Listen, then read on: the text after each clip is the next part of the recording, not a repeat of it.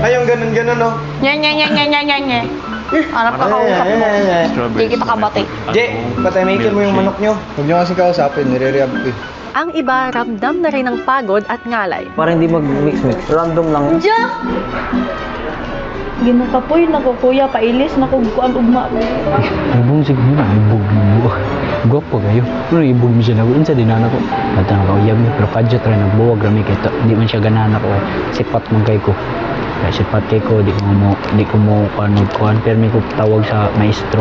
Sa task na yun, kuya, para nakwento ko lahat buhay ko dun nang ganun lang kadali. Yung mga katawan namin, kuya, parang gusto na mag-sleep, kuya. Yung magnaong og sumiya, diduol man ako niya, anak siya nga, diba, anong hag ko bi, hag siya niya, ang siya baba ko bi, baba, karoon ko man hindi mo na lang untak ko, wala na untak ko gikapoy ron. Ang galing ni Rainbow, kuya, hindi po siya nagsawa na makinig sa akin. Okay na unsa, bawa mo, na ako na heart ko, tawa, Sure ako, ang daming nalaman ni Rain tungkol sa'yo dyan, kahit tanungin mo pa siya.